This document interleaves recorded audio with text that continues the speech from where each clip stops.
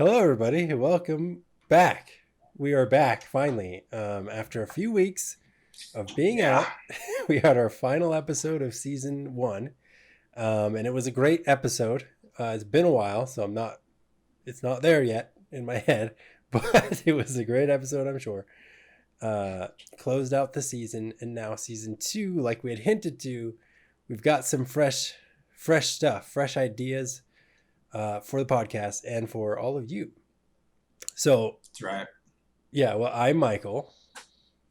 I'm Greg. So, this is important now because of our other aspect. We have video going as well this season. It's our first foray into video. So, you can see what we look like. Head over to youtube.com and, well, I'll get the real link probably in the next episode. I don't have it yet. The YouTube's made, but I don't know the link off the top of my head because I don't remember those kind of things. But anyway, so we got video this season. This season, we're also going to build one world over the entire course of the season, whether it be 20 episodes, 22 like the first season, whatever it is. We're going to build one world, and like we had kind of alluded to, it's a world that a Dungeons and Dragons campaign could be built in. So with that means we're going to build the world, and then we're going to build some towns. Then we're going to build some quests, some innkeeps, some taverns. We're going to build, all sorts of different things that are places that D&D is played. I have played a little bit of D&D. I know you, Greg, have played more than me. A little bit, I think. At this point. So yeah. I do really enjoy it. I love D&D. And the hope is at the end of this episode, we're going to have a good buddy who is a great DM from what I am told. He DMs Greg's group. He's gonna build a campaign off of the stuff we've talked about and we've created, and then we're gonna play a one-shot D&D campaign. It's gonna be fun. It'll be tons of fun. It's gonna be a blast. I'm so excited. Yeah, I'm excited too. So with that all said, did I miss anything, or are we good here? I think that covers it. Did you say how many episodes we're gonna make this one world building season? It's up in the air. I said 20, 22, who knows? Well, maybe it's 10. I don't know. However many, until we kind of feel like it's a good spot to play a campaign. Yeah. So. All right. So a few months worth of building. So this is going to be quite the ride. But hopefully. I'm excited. Hopefully it's a good ride. I'm excited. And people enjoy it. But still, we're still using 3 words every podcast. So if you have words that you've been wanting to send in but haven't, please do it. We will use them in our episodes. And it'll be fun to see how we work that out. Trying to use these words in this fantasy setting in this world we already have. So that'll be a fun new way for us to do things. I do want to add one thing. Yes. Credentials here. Credentials. Let's do it. Speaking of D&D credentials. So, because I don't want the audience thinking that we're, overqualified or underqualified. But I think our goal here is we both love D&D and all things like D&D, like you said. Mm-hmm. We're big fans of that, the whole genre. D&D itself, though, I still consider myself something of a novice. I love it. And I think I have a really good understanding of the lore and the vibes of D&D when it comes to the rules and all that. There's so many. I'm not much of a rules guy. So if we ever get into rules and the weeds of the game, I might tap out. Yeah. I don't think we will though. I think we're talking rules. We're still sticking to the world building. So for those of you out there who are writers and not into the D&D part, you're still gonna find something here, I think. Yeah, we're still doing improv world building basically for you to write stories in, and D&D worlds are great canvases for stories. So true. Take that for what it is. And yeah, also side note, we both, well, he got it and then gave it to me. We both had COVID. So we're both getting over that. There might be little sniffles and stuffed noses, but hopefully it's not too bad. Yeah, And I'm going to be coughing quite a bit 'cause I'm still recovering, but yeah. But anyway, that's over with. And here we are, season 2, episode 1. I'm excited. let's go. I'm excited. I don't know what to say. I feel like that's what we needed, like a catchphrase or something. Yeah. And let's get to building. Let's do it. Or whatever we want to say. Sort of thing. Yeah, gotta work on that. All right. So this week actually is my week with the words. Also, fun fact, this week we had a listener send in some words for us. Ooh. And we're going to use those words. So without further ado, let us begin. So just recap again, one more time before we start.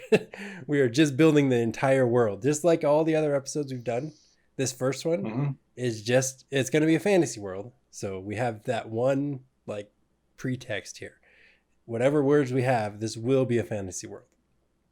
Yes, this is a fantasy world. Yeah, so... No spaceships here. Well, I mean, fantasy spaceships, maybe. Okay, we'll see. Fantasy We'll spaceships. see what happens. Yeah, that's true. I won't limit us yet. Yeah, okay. So, word number 1 is sunrise. Oh, sunrise. Just like that sweet picture you got behind you there on your monitor. I think that's a sunset, but either way, doesn't matter. The first thing I think of is the Sunrise Mall. Remember? I do remember. There's a mall in our hometown called Sunrise. Was the Sunrise Mall? On Sunrise Boulevard. It was called the Sunrise Mall. Yeah. Still there, but I hear they're tearing it down, and I think it's going to be like a 20-year project where they're making it into, oh shoot, what was it? Probably something. Some huge development project. It's going to take a few decades. Just a car wash. Big car wash, mall-sized car wash. That is the world's greatest car wash. It better. You know what would be cool if it was like a car wash. Like you enter one end of the mall, and you enter. First thing was a car wash, and it's all inside. It's just one big tunnel, but it's car wash sized tunnel, and then every like 20 feet. There's a different shop that has like, food or games or whatever. And as you're driving through, it's like a drive-through mall. So you can buy whatever you wanted at all the windows. And it starts with a car wash. Or maybe it ends. Maybe it ends. I think it should end with the car wash. Because you're all wet. So maybe it ends with a car wash. I think the last thing you do is you get the car wash. But before then, you can shop. Yeah. Yeah, it's drive. On both sides, too. Yeah, both sides. No, all 4 sides. So you bring 4 people with you. On my side, I'm the driver. I'm, ordering Arby's while my passenger is at GameStop or whatever. I don't know what it is. No, it'd be cool. Whatever else is in the mall. Shoe Palace. If it's at like Sonic where the people are roller skating up to the window and they're like coming up next to you, like at Chick-fil-A, you know how they walk you down the drive-thru? And you're on one of the car wash belts that kind of just takes you slowly through. So like you only have 10 minutes to get everything you want from these roller skaters. Make a decision. Yeah, and then you hit the car wash and then you're done. But then I think every person's worst nightmare is being accosted by those kiosk people in the middle, like the sunglass hat people. Oh, no. You can't avoid them this time. They're the worst. They're all touching your wrists, being like, "Hey, man, this watch would fit really well on you." Yeah, that's a nice wrist you got there, bud. It'd be a shame. You want some lotion? If I put a watch on it. Yeah, that'll be $200, and you can't do anything about it. Yeah, you're stuck. You just get it. It just happens. I don't know. Maybe we'll think about that. Yeah. Put that one on the side for a future LLC. Not a bad idea. Not the best idea, but anyway. Sunrise. So sunrises. I think that sunrises are beautiful. Mm-hmm. And when I go camping, I know I love to see it. I don't really love to see it when I'm on my way to work. Why? It's kind of just, I don't know, it's just kind of It's sad. depressing. Yeah, it's just here I am going to work. Such a beautiful moment soured by the thought of work. Yeah, exactly.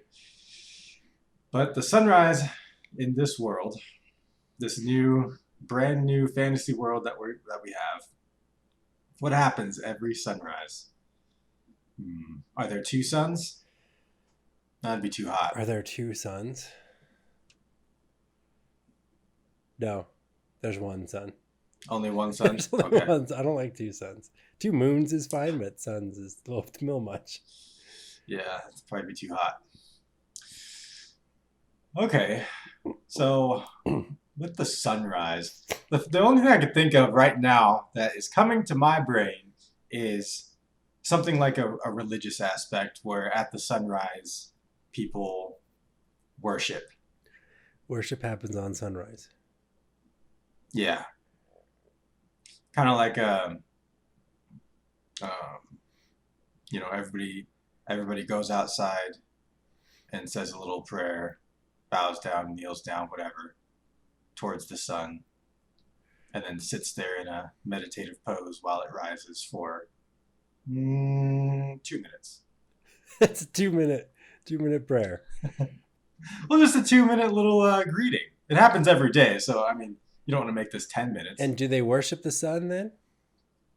Or is it a different god? They worship.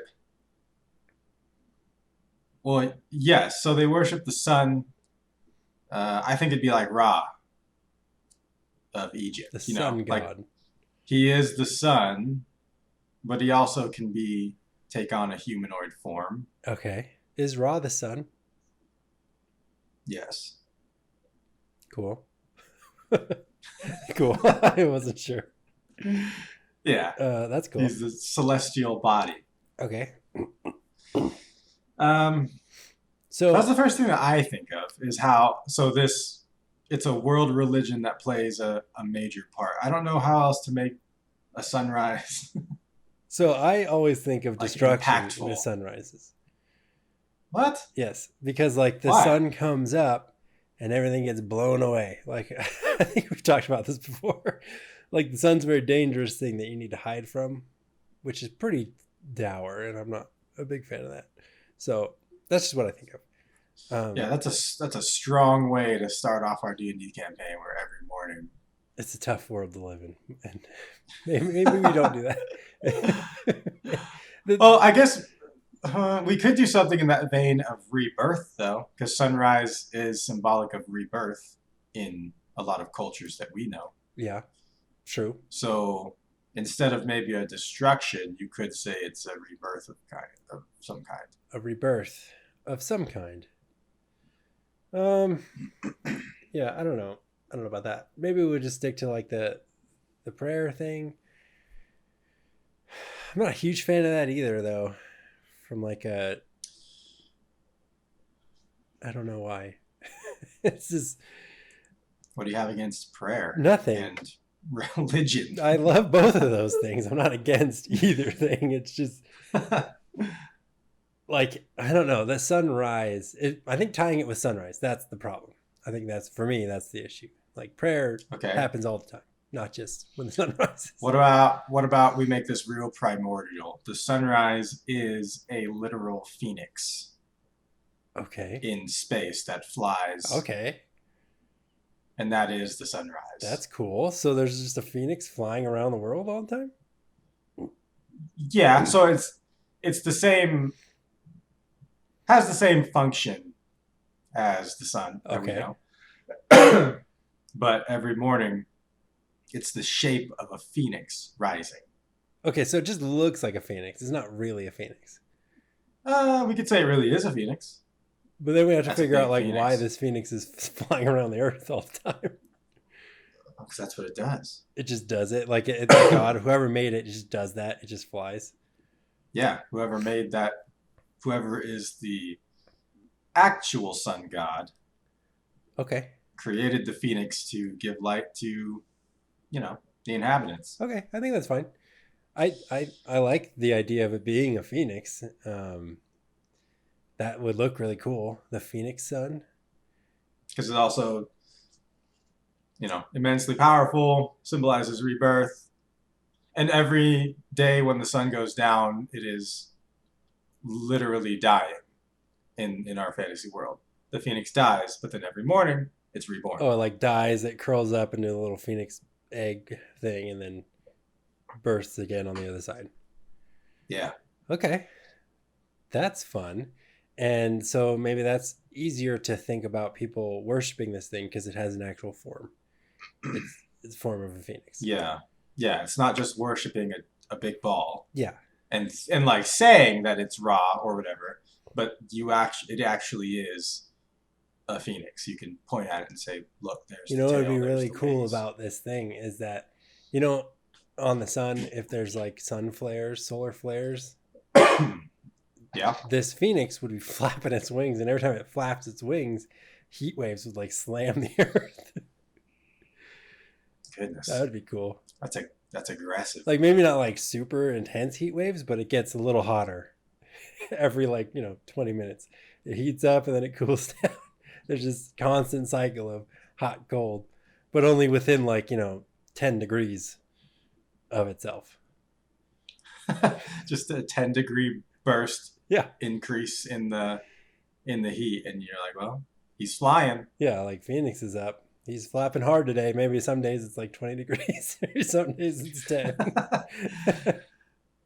I mean, yeah, I guess. I mean, it has zero importance and it doesn't even need to be a thing, but that sounds cool. It just adds a little liveliness to the world. Yeah, like there's varying temperatures because of the way the Phoenix flaps its wings. Well, you could also use that as an indication of how powerful this thing is, right? This deity is, because if it decided to flap its wings a little bit harder, we would all die. Exactly. And so it gives us a little bit of perspective, being like, we worship it because if you wait a second, it's about to get real hot. Yeah.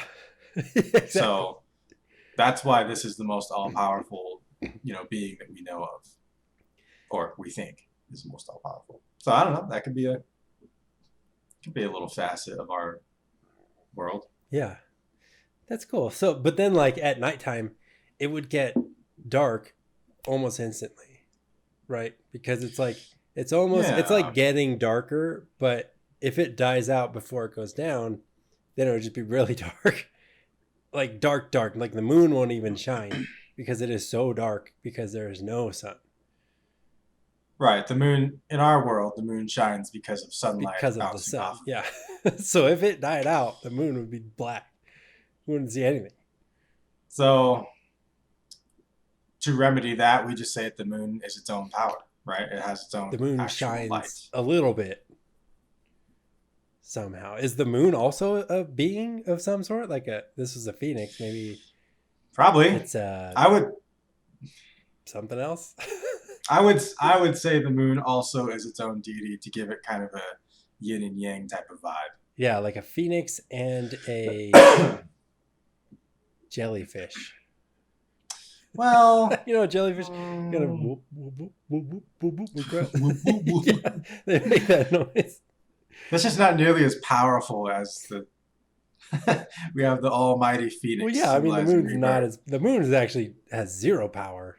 And then we have the jellyfish. Well, the moon has a lot of power, like cultural influence, though. It should. You're right. Yeah. It should have some power. So there's opposing beliefs here between the sun, the phoenix, and the moon, which is... Doesn't the moon, in our world, the moon controls waves, doesn't it? Kind of? It doesn't control waves. It influences waves. Well, right. Okay. Not actually controlling waves, but strongly influences our oceans. What if we call the moon Leviathan? Leviathan? So Phoenix and Leviathan.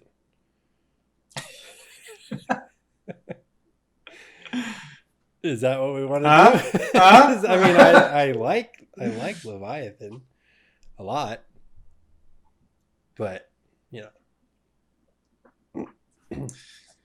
Well, let's think here.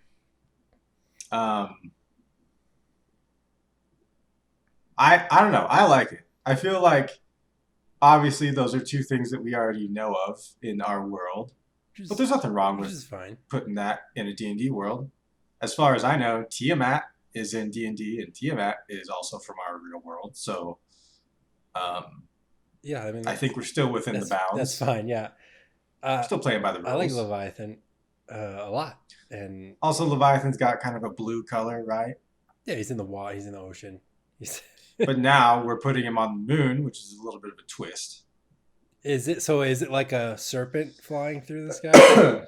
Yeah, so if It Phoenix is the glows. literal sun, I think Leviathan is the literal moon, I like it. and it's in the shape of, I don't know, yeah, like a kraken, a Well, not a kraken. giant. It's like a it's I like think it depends a on serpent. what. Right, that's what the Bible says. Yeah, That's what all like a lot of different fantasy says. right, Yeah, a giant serpent, but that could be. There's a lot of ways to visualize a but serpent. a kraken is not a serpent. Right. Okay. It's like an octopus. Okay. It's really big. Yes. Okay, they're two different things. Yeah. Maybe a kraken is the a lower level version, a lower minion of It's a Leviathan. lesser god, yeah. Um, okay, so it's just a great serpent. We'll leave it at that. Yeah, it's a big We'll leave it to serpent. an artist's interpretation. Whether it It's a has great serpent. wings or In, not, is the moon. flies through the sky. Does it does the Phoenix and the Leviathan fight before they transition? Or is it just a So that's a good question. Are they fighting or are they like eternal are they lovers? passing on the burden of light throughout the cycle of the world? Um, I think if we want to keep to Phoenix's mythology of death and rebirth, I think they're in an eternal war Yeah. where the night is always right because shadows and darkness is always trying to encroach. The only thing that's stopping that is the light, Yeah. right? So the the way the mythology goes in this world is the battle is constantly being waged. The phoenix is being killed, but luckily is always reborn. So it is a constant battle that I think you kind of assume the darkness is winning, right? Because darkness is always there, Right. but the light keeps coming back. So we say like the phoenix is our underdog; it's the good god, um, whereas Leviathan is kind of the chaos energy, Yeah. That's great. the chaos vibe. Maybe not necessarily evil, but definitely like we don't want that 24/7. Yeah, not all the time. Only sometimes. Only at nighttime. Only at night, only when it's time to sleep. Yeah, when people don't really need to see it anyhow. But in the world, there's these factions that worship both. Of course, there's cults of Leviathan who, Yeah, there's the good and the you bad. know, There's the Phoenix yeah, people and the Leviathan people. yep, And that's wonderful. zealots on both sides. I'm not gonna lie, I actually really love this mythology so far. Well, good, because we're going to be sticking to it for a while. Yeah. Well, I We hope. have to be writing Well, this no, down too, because we have to remember what we talk about Yep. to bring it Gotta back. take notes. Like this is now a thing forever.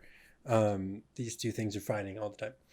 So Well, I'm not gonna lie to both you. You've seen this desk, but to you and the audience, this desk I'm using right here is tiny, it's a baby and I have desk. no room. It's a baby desk. I have no room to write. So what I'm gonna do is listen to this podcast later and take notes. Good. So that's why I'm hands free right As now. should I'm all in the of the moment. listeners as well. Take notes. Take notes. Remember this stuff because it's gonna be there. Yeah, and then to use in your campaigns. Uh-huh. All right, we're going to move to word number 2 now. And that word is doppelgangers. Doppelgangers. Do you know what that means? I know it's got the two dots over the O, A. over the A. Well, I mean, it was sent to me with 2 dots over the A. So I don't know if that's correct or not, but That's probably right. We will trust the listeners. yes. I know it's got two dots somewhere. A doppelganger is I don't know the dictionary definition, but I know a doppelganger is somebody that looks almost identical to somebody else, to you. Yeah. And I think, hold on, I wasn't finished. I think that it's also a word that stems from. It sounds German. I'm assuming it's German. The word. I think in German old folklore, a doppelganger was also like a ghost or a phantom or something like that. Okay. That took the image of the person. Okay. I think. I'm not sure. Could have made that up, but I don't know. Great. Now I'm going to read what it says on the old Wikipedia. Uh huh. Uh huh. A doppelganger, with the dots over the A, so it was correct. Okay. It is German, and the literal translation is double walker. Okay, so there's a literal translation. Oh, cool. Is a biologically unrelated lookalike or a double of a living person. In fiction and mythology, a doppelganger is often portrayed as a ghostly or paranormal phenomena, and usually seen as a harbinger of bad luck. I love that word. Harbinger. Harbinger? Yeah. I love it. Other traditions and stories equate a doppelganger with an evil twin. In modern times, the term twin stranger is occasionally used. The word doppelganger is often used in a more general and neutral sense and in slang to describe any person who physically resembles another person. So, yeah, you're pretty much right. You're right on. A lot of cool stuff in there. It does seem like a somewhat spooky and bad thing. Yeah. Like not a great word, not a positive energy word. It's a very negative energy word. Sounds like a children's fairy tale type of thing where it's like, if you don't do this, the doppelganger will get you. Yeah, exactly. Your doppelganger's going to come out and take it. Like that one movie. Have you seen it? It's called which? It's called like Us or Them or something. The yeah. The I might have talked about this. I think it's just called Us. It might be. Yeah, this family is on their family, and somewhere in the United States, like copies of everyone has been made or exists like in this bunker underground, and they're locked down there, and somehow they've been escaping and like killing the regular people and taking their place or something. Is the idea really creepy, spooky, but that's the vibe that this word gives. This doppelganger. Yeah. So very cool. Have you ever seen a doppelganger of yourself? Of myself? Yeah. Yes, I saw one. It was a woman. Actually, it wasn't. It was a woman. But it was a long time ago. It was in. I was in middle school, and there was a girl and I never saw her, which was creepy. None of my friends or me have ever saw her like in real life at the school. But the what's it called? With all the kids' pictures in it. What is it? What am I? Yard duty. The school book. The school book. The yearbook. Oh, yearbook. Yeah. Yearbook. It's the yard duty. I was just guessing. The yearbook came out, and my friends found the picture of this girl, and it looked exactly like me, but with long hair. Like exactly like me. Except I had long hair on. But we had never seen this person or heard of this person ever. And never again have I ever saw that person or knew who it was. They didn't go to my house. You should go find her on Facebook or something. Yeah, it was bizarre. But that was my doppelganger. So, but they're gone now. I don't have another one. Interesting. I have also been told that I have a friend, and she, you know her. Her name's Brianna. Thrower, I think her name is. Yeah. Wonderful person. She says that there's a black gentleman who looks exactly like me that works at the Applebee's where she lives. She could have sworn it was me, Interesting. but if I was black, it would be me. Okay, that's interesting. But I have yet to see that guy, so let's see. Just gotta give it a look. Yeah, Head on down to the I want Applebee's. to. Where's my doppelganger? Yeah. Okay. Interesting. Anyway, so doppelganger, how do we incorporate that into this? Let's see.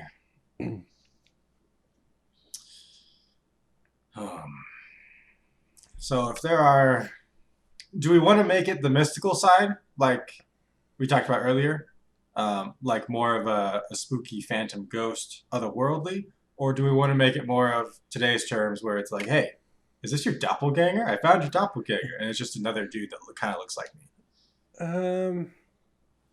I like the first one. Okay, me too. Because if we went with the second one, it'd be like a robot type of thing. I don't know. I think the first Cloning. one also lends to a lot more cool questing and storytelling that can happen in this D&D world. Yeah. About these doppelgangers. Okay, so if we're gonna do that, it kind of makes me want to say that doppelgangers are kind of a force of not evil. So if we're gonna do D&D terms, I'm gonna say, isn't it neutral evil, or is it lawful? Maybe I need to pull up that thing. Neutral evil, so it's the middle on the bottom. Yeah, the middle on the bottoms, but it's not. It's like a force of nature, is what I'm trying to say. It's like a tsunami. It's not necessarily bad. Well, it is bad, Tsunamis are but it's bad. not. It's not purposely like I'm going to go kill humans. It's just a force of nature that does what it does. So that's kind of what I think of. It's not controllable at all. It's just a thing, like a wraith walking around. Yeah, that's what I'm thinking. Where it's kind of like a wraith, where maybe they're a little mischievous, but they're like in D&D, if you have kind of like a genie or a djinn or whatever it may be that can grant your wishes, can make your dreams come true, or it can kill you and your whole family. Yikes! Because you didn't treat it right. Okay. How about this? How about we pause that for a second? Okay. All right. How about what I initially thought of was, because we have these two gods opposing forces all the time of Phoenix and Leviathan, maybe Phoenix birthed all the people in the world, and Leviathan didn't like that, and because they're battling all the time, he says, you know what I'm going to do? I'm going to also do that, but like the inverse of everybody. Like whatever the negative of these people are, I'm going to create them. Okay. And they live negative versions of the people. There's two sections of the world that they live in, and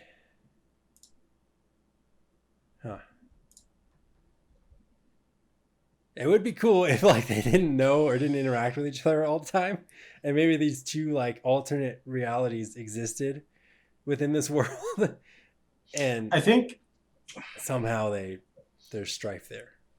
I think that's possible because that's a thing in the D&D world. I forget what it's called right now, but like the realm where the campaign I'm playing right now is the Curse of Strahd, and Strahd lives in kind of a different plane of existence. Yeah. But it's still got towns, villages, and people and things like that. But you can't just walk there. It's not a place you can just go if you're living outside. It's a place that you kind of have to be summoned to or taken to. Yeah. But it's a different plane of existence. So we could say that we've got another plane of existence that's kind of a alternate reality, the upside down. Yeah, the wacky world. Yeah. This place. The wacky world. The wacky world. And Looney Tunes. The god Leviathan is like somehow able to traverse people through the plane to like do some wacky stuff on the other side. But only Okay, at so nighttime because that's when he reigns supreme, and then when the sun comes up, they vanish back to their place. all right, rewind here. So because we're digging in deep, right? We're going to all the details. So I think we need to to do this. So you're saying that this is basically our creation myth, and our creation in this world is Phoenix is the sun, but also the creator of life, Yeah. and created all the life on the world. And Leviathan, because they're constantly at war, Leviathan, in order to oppose that, created on that same planet, that same physical space that we live, which we have yet to name. Wacky world. Leviathan. Leviathan created the wacky world, the alternate reality world. Yeah. Full of the same people. So Leviathan took the people that Phoenix created and made a copy. Yeah, because Phoenix. And put them. This is the difference. Phoenix, they were birthed by Phoenix. They were actually like, there's a mother unit that birthed the first gen, and then they created like people. Whereas the Leviathan people are just like copies of people. They weren't actually created from a mother-father situation. It was just copies. So that's the difference. Okay, so they're not fully human. They're more homunculus. Much less humanity than the regular people. They're not souls. They don't have souls. They're just dolls, basically. Well, they have like copied souls, which aren't great. They're not like the real deal. You can only get that through being born. And these people were not born. Okay. Before we go too much further, though, we're making it sound like Leviathan is evil. Is Leviathan evil? Well, we kind of did when you said the darkness is evil, and he represents the darkness, and the light is fighting against it. So we could backtrack that by saying that, as in all things, light and dark aren't necessarily good and evil. It's just two necessary forces. Okay. But we could still say they're at war. But I don't want to make Leviathan like totally evil, because that's one, I don't know, that just seems like a big commitment. And that also makes the nighttime, like the religious people of the world will see the night and the moon as evil, when I don't see the moon as evil. I see the moon as quite beautiful. Okay. So More dangerous at night, yes, because, the freaks come out at night. But they would still, like, whether he was evil or not, they would still believe that he was not the one true God or whatever. So he would be, to them, the bad guy who snuffs out the light every day. Yeah. Yeah. So yes, that is true. The light is snuffed out every day. Yeah, by him. Maybe he's not evil. Well, then we would want to change the creation behind these doppelgangers, because they aren't really evil either, or wouldn't be. If he's not evil, he wouldn't create evil beings just because, to spite the light. You're just doing it. I mean, he could be not evil, but also doing something just to spite Phoenix. And so maybe his own creation, he comes to find out, is a poor imitation. And so these doppelgangers aren't what he thought they would be. He thought they would be, his own world filled with great people, just like the regular world. His own world filled with great people doing great things. But instead, he ended up creating sort of this abomination. Yeah. Okay. But because, I mean, if we say that there is a alternate world, or not alternate world, what do we say? Just another dimension on this world. Yeah. Where these doppelgangers live and they're evil. If we say that kind of I mean, like that's it. That's the That's what it is. that's the So maybe they're story. not. Maybe they're not evil. They're just. They don't know. I don't know. It's hard because everything we've talked to yet leads to them being evil. But Yeah, I guess we have to decide what their motivation yeah, is. like why do Because they if exist at all? if their creator's motivation is just to spite the Phoenix, then you'd think their motivation would be Despite just to spite the other their people. Yeah, counterparts. Yeah, which would kind of make them the bad guy. they're the bad guy. Um, Maybe not all of them are bad. Maybe they don't all think that way.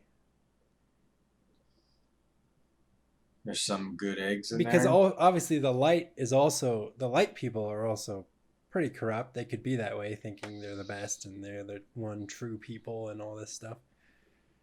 Yeah. And then treat the dark people terribly. So that's a thing. So, how do we want to? So physically, how do these people live? So our people of Phoenix, our children of the Phoenix, are living just a normal fantasy life on the normal world, the physical plane. Are these doppelgangers living in the same? Like, can they travel to the kingdom of whatever and go to war physically, That's a good question. or are they living in I mean, there's got to be a the reason same? for them, right? They have to be able to get through and do something.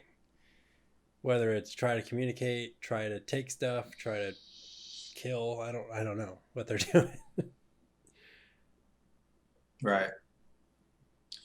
What if they're not as major of a player as we're um, trying to? Because right now we're making them like half of this world. Yeah, maybe right? not It's like yet. our two factions. Maybe we don't need to think about that yet. Maybe they just were created and live in this plane, and we'll get to them at some point.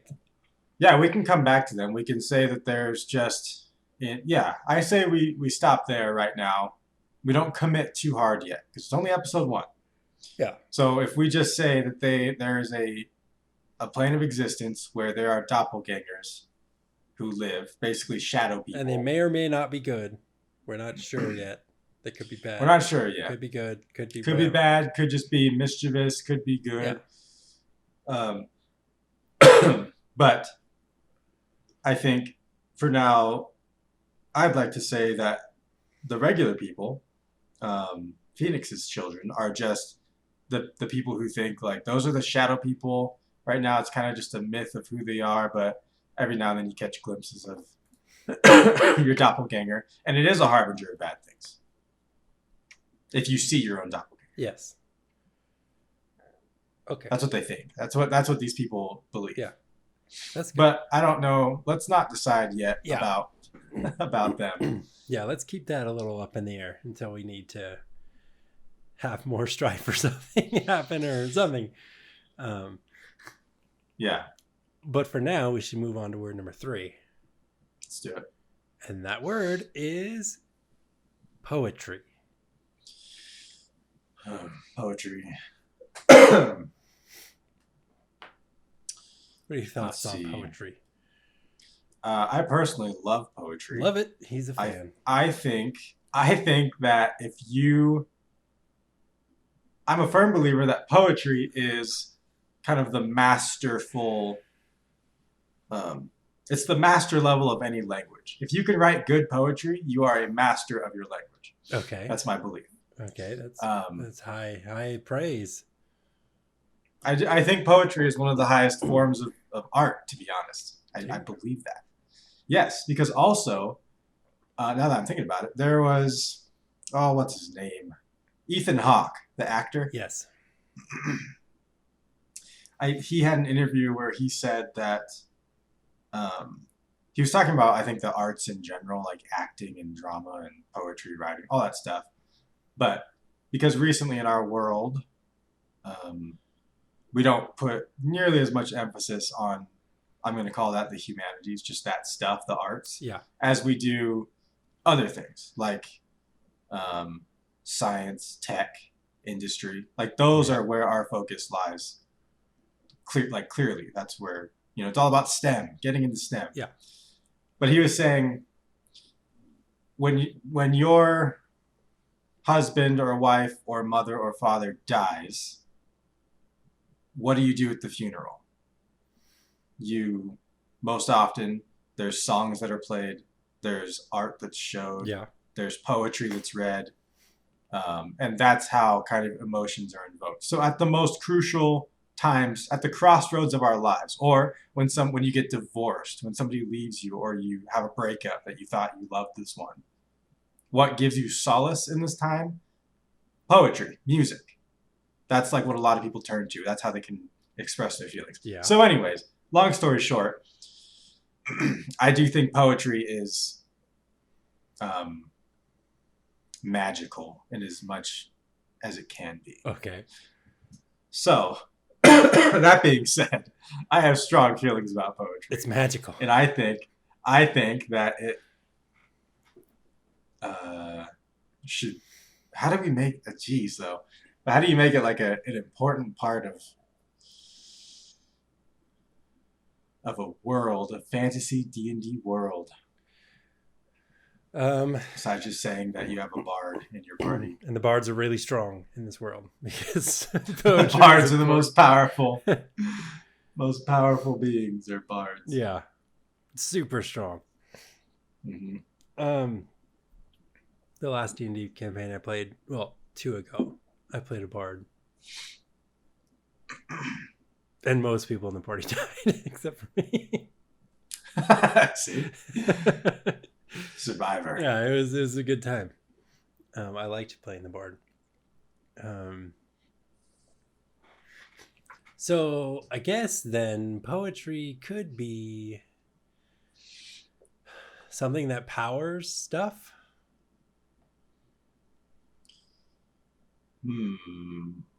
So like poetic inscriptions can have magical attributes or something to them. It could. That reminds me of like Lord of the Rings, when it's in the movie too, like when they're trying to enter the mountain and there's that inscription on the archway that they had to like read. Is it a before poem? it could open? Yeah, it was like a little poem. Yeah. But it was in Dwarvish or something like that, or Elvish. That's super cool. And so like being able to read that poem in that language, that ancient language, opened the door, I think it was. And then there's also, here's a fun little throwback to one of our earlier episodes in season 1 with the books. Remember how the books powered? Yep, you bind the book to the thing and it became... Yeah, it powered their creations. Instruction books, yeah. Those are cool. So we could do something like that too. Yeah, that was pretty awesome. But if we just shorten it, so it's no longer giant encyclopedias, but it's somehow poems that are... Poems are these like inscriptions, sigils, words that can do multiple things. Yeah. But it is like always a poem. It has to be in poem form or else it doesn't do anything. Yeah. It's got to be a limerick or else it fails. Yeah, it's got to be good. It's got to rhyme. Has to rhyme or else that door won't open. Yeah, if that's just a way that they lock ancient treasures or unlock magic of some sort, through poetry. And well, okay, so here's another thing. You could say that there's an ancient language, the ancient tongue that nobody, it's dead basically. Nobody speaks it actively. It's like Latin. But there's still these ancient people were extremely magical, and their very language was infused with magic. And so all throughout the world, in caves, dungeons, treasure chests, on swords, on the blade of a sword, there's inscriptions that are poems, basically. And if you're able to read them, it unlocks the true power, true potential, or whatever it is of the item that it's locking or on. So instead of like how many spells do you know, it's like how many poems do you know? Yeah, I Because guess. if the language was infused with magic, this power through poems or anything that like that, then I guess it would lend to the people who know the poems are more powerful than others. Yeah, so learning the language or phrases of the language takes dedication and study, right? Because it's dead. So you have to go searching and Yeah. all that stuff to learn it. But it grants you basically power because you. Yeah, and it's one of those where you can't just say it. Like you can't just say the words and it happens. You have to like, train and really know the word. You got to feel the words. They got to come out. Yeah, They can't just be yeah, like recited. It has to be like this whole thing. You have to be into it. Like yeah. channel the poem. Well, yeah, you got to channel it because even in a play, right? Like I at one point memorized the whole to be or not to be speech, and I could have said it for you, but there's no way that me saying that speech would have been nearly as good as Ethan Hawke saying that and speech. Ethan Hawke saying that speech, right? So there's definitely a difference between just being able to say it and being able to feel it and Yeah. live it. You got to believe the words you're saying. So it takes years of training and practice to not only just memorize these words, but to vibe with them. Yeah, not everybody can do it. Just like magic, not everybody can do it. You're just not gifted. You just can't. Right. You just can't do it right. the way it takes. Yeah. It's a lot of limit like not everybody can learn it. It's like only a few people can do this. And we could say because it is an ancient tongue, ancient thing, could be like a bloodline type of thing too, where you have to be born with a little bit of that blood in you in order to really activate it. And so only certain people can be full users of this magic that is given through poetry. Yeah.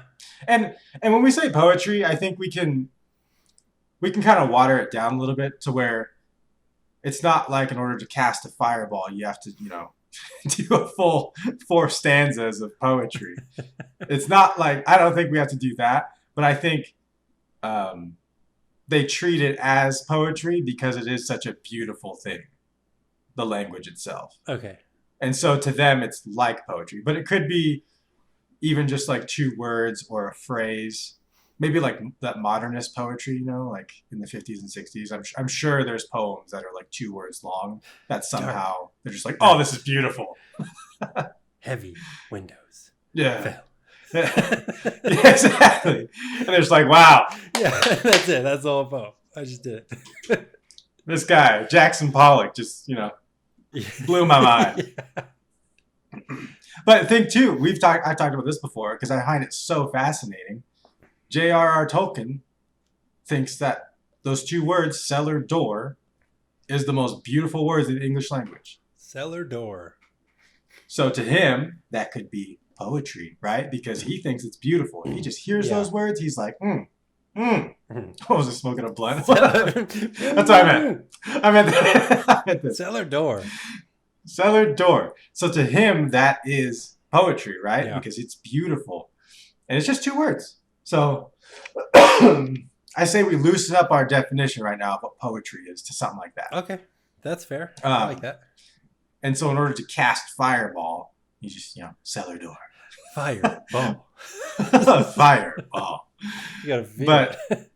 You gotta feel it, and it's gotta be in the ancient tongue. And so that's okay. So I'm getting ahead of myself too much here because this is one world. So do we want to, I've been saying it, do you want to do that where it's the ancient tongue from an ancient race? Yes. Long since gone. Yep. Because I love that. I think that's cool. Yeah. Because that also gives us the opportunity for, dungeon diving in old ancient ruins and stuff like that. Yeah, which is cool. It's gonna be cool. To find more magic, find that ultimate magic. Yeah. Um, okay, then let's say that's a thing. We'll put the stamp on that. There was an ancient race of unified Ancient people, race. the ones who were actually born of Phoenix, Yeah. like Okay. you said earlier. Yeah. There was a lot of struggle and strife from that time to now. So that bloodline is thinned. It's thinned out, but there are There's some still. some who are, for some reason, born with that blood. Phoenix We don't know. born. The Phoenix born. That's what we'll call them. Yeah, yes, But that's pretty it's cool. Pretty actually. cool. It's not bad. It's not bad for a first try. So that's what we'll say is the original sons and daughters of the Phoenix had this civilization. They had this language. They were creating things with their magic. They were just doing these wonderful things. But for some catastrophe, they're all gone, totally wiped out. But their bloodline has survived a little bit, barely. There's traces of it. Nobody's been born who has like the full activation like they did, but that we know of people right now. That we know of. Yes. Right. Yeah. Yet. But there are those who are, and I think in D&D they're sorcerers, right? Because I think it's wizards who can just learn magic and cast it, but I think a sorcerer is from the blood. They knew it from birth. A sorcerer is inherent, a wizard is learned. Right. I think yes. I think that's a D&D thing. It is, so we're kind of doing that same thing where, except we won't call them sorcerers because that's lame. Yeah, that is so lame. So lame. Who's a sorcerer anymore? It's so 80s. Sorcerers. What a loser.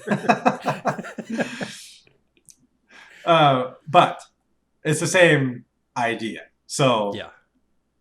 The Phoenix, just known, and then the people who learned the ways of the Phoenix. Yeah. I love this. Yeah. And so poetry, back to poetry. Poetry is basically how incantations are said, how spells are cast, and it's how a lot of things are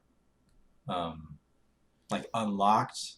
I'm also thinking, because I said like the inscription on the sword, right?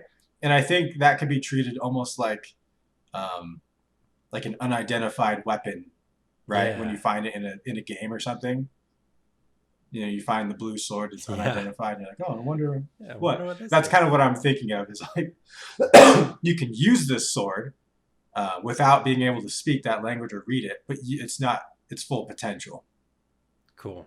And so I think throughout the world, there's artifacts scattered with this poetry on it. That is really cool. And it sounds cool when people say magic stuff, because it's this old tongue poetry. That's super cool. Yeah, when they say it, everybody around you can like feel it in the air, like the magic in the air. It's like I don't know. It's electric. Their spidey senses. Yeah, it's electric. Tingles on it's your like neck. Somebody's speaking the tongue. Yeah, it's like whispers, and you can hear it echoing, like the echoing whispers. Well, super cool. Yeah. That is that's it for our time for this episode. But I think we have a really good foundation here going for some fun stuff moving forward with this world. I agree. We got our creation myth and the beginnings of magic, so I'm pumped. Yeah. Yeah, back shelf those doppelgangers, but they'll come back. Doppelgangers will come back. We'll have to work that in. They'll come back as we go. Don't worry about that. They'll be a big player. So anyway, are we gonna name the world real fast, or are we gonna hold off? I don't know just yet. I don't have anything right now. Maybe next time we'll come up with something. Okay. It's got to be organic, so we got to just feel it out as we go. It's got to happen. There'll be a time for that. It's just not yet. Okay. So. Yeah. Okay. Anyway, sounds good. Thank you for listening, for tuning in this week. This is going to be a great season, and I'm really pumped for it. There'll be a lot more like we had today. Next week, we're going to dive into some specifics, possibly. Maybe a town, maybe a race, maybe, who knows? We're going to get into something, but a little more deep. Every episode, a little deeper every time. So Yep. Share it with your friends. Let them know our new direction for this season. Let us know what you think about it. I know it might take a few episodes to really get the feel of what we're doing, but it's going to be fun. So like, share, review, whatever. Yeah, that's all I got. Same here. Tell your friends. Get people involved. We're so pumped. This is going to be so much fun. I can't wait for once we get to the finale and actually see our world come to life. How big of a train wreck it's going to be. I know. So many holes in the plot. No, it'll be fun. All right. Well, then we will catch you next time. See you next time. Bye.